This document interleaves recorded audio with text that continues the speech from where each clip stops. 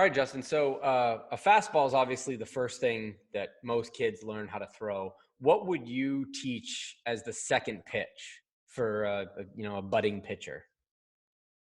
It would be the changeup. And honestly, I think the changeup is the best pitch in baseball, All right. regardless. Like, I would choose having the nastiest changeup over throwing 110 miles an hour.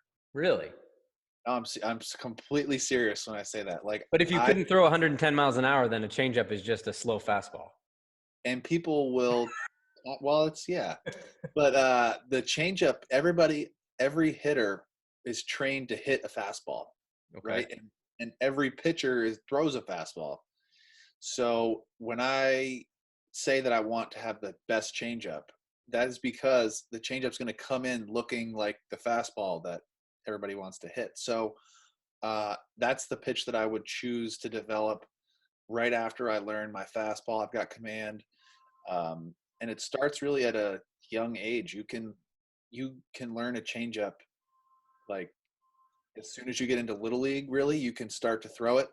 Um, and so the more comfortable you can get with that pitch, it's definitely a feel pitch where you have to throw it a bunch to where you get the feel for it coming out of your hand, where you know where it's going to go.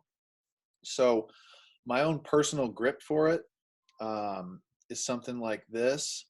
Um, I kind of try to stack up as much of my own hand on this inside of the ball, wherever my thumb is. So I have my thumb on the seam at the bottom, and So that's pretty close to a circle change. Is that what I've?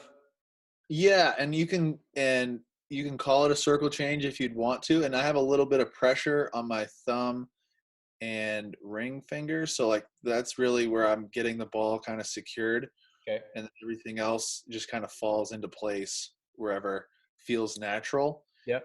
I'm trying to throw my thumb at the catcher, basically. Okay. And so by throwing my thumb at the catcher, it starts to create this ball.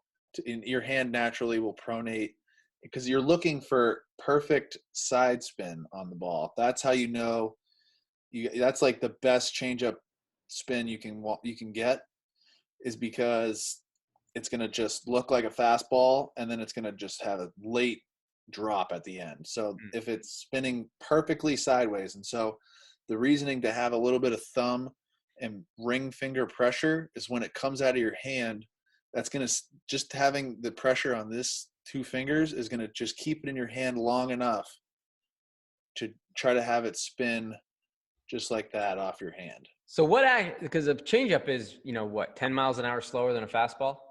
If you've got one 10 miles an hour, you are pretty elite with that distinction. So like that speed difference, I should say. Okay. So anywhere from 8 to 10 miles an hour is like awesome for changeup speed, and probably 5 to 7 is like average. Okay. Uh, and if it's 5 to 7 and it has that late movement, you're fine. Like, and basically, I would even be okay with having 3 to 4 miles an hour difference Hmm. as long as it has that late movement, Got because the hitter is going to look and recognize that as fastball and then gone. Yep. So even if it's slow, like I'm not necessarily worried about a speed difference immediately when teaching it to kids. I want to see that late movement. And the way you create that late movement is by getting the spin on the ball that you want. So if some kid who's really young has to, basically throw almost like a palm ball because his hands are so small, that's fine.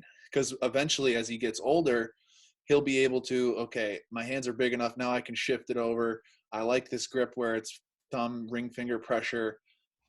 I get it, my thumb and ring finger on some seam, and then kind of let everything else fall into place. Where does the side spin come from? When you're actually releasing the ball, where does that side spin come from?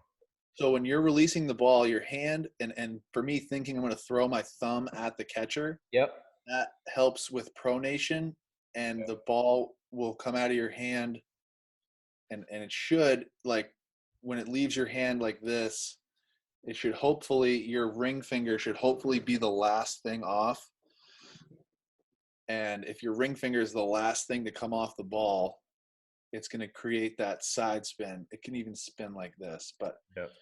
that's just how you're trying to get it to come off your hand and have that ring finger drag it so that it starts to spin. Gotcha. Drag it like that. So Okay. that helps with that ring finger and thumb pressure.